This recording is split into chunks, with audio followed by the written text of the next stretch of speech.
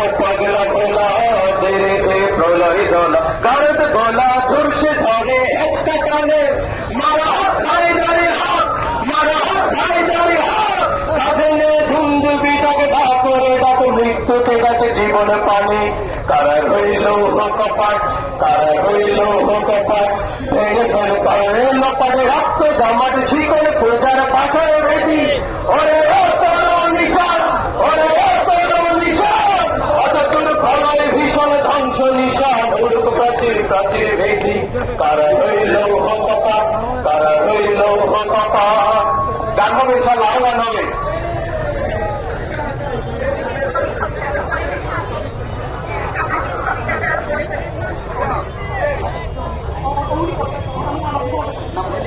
আমাদের অন্য কোনো কাজ নাই। আমরা কি শুধু রাস্তায় বসে থাকবো? আমরা কি শুধু আন্দোলন করে যাব? আমরা আন্দোলন শেষে সরকারের উপর ভরসা করতে চেয়েছি, আমরা ভরসা করতে পারি নাই। আমাদের কত সন্তান রক্ত দিলে আমরা স্বাধীন বড় কথা বলতে পারবো। এই বিচার করে যেতে হবে। আমি হাজির হব। হাজির প্রতিটা রক্তবিন্দু আজ হাজির হয়ে গেছে। হাজিরা মরে না, হাজিরা বেঁচে থাকে যুগ যুগ ধরে। আমি রণক্রান্ত সেই দিন থেকে শান্ত যবে উৎপীড়ের ক্রন্দনরোল আকাশের বাতাসে বলবে না, অত্যাচারী প্রত্যেকার দিন রণবনে রমিবে না। বড় বীর বড় উন্নত এবার হাজিকে নিয়ে আমার একটা কবিতা আমি আপনাদেরকে শোনাতে চাচ্ছি। কবিতার নাম আমি মরতে আসিনি। আমি মুকুল চৌধুরী। শেষ হতে আসিনি, আমি অস্ত্র হাতে আসিনি।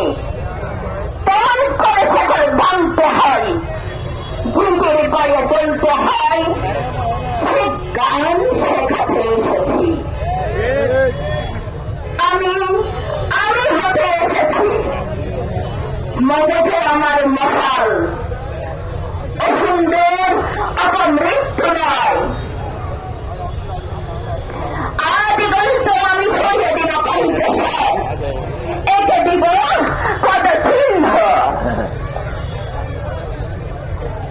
ধ্যান করে স্বপ্ন সে আমার অক্সিজেন। ছড়িয়ে থাকা পৃথিবীর প্রতি ইচ্ছে থেকে বুঝে নিব, জলসে দিব যে নিশ্চিতে অবরুদ্ধে আমার অধিকার। রক্তের মঞ্চ দিয়ে তবে তুমি হিমালয়ে, আমি কেন ছড়ে নর্ধমাই ভেসে তো আসিনি, সূক্ষ্ম সে গ্রন্থিতেই জন্ম আমার। মরতে আসিনি আমি, শেষ হতে আসিনি।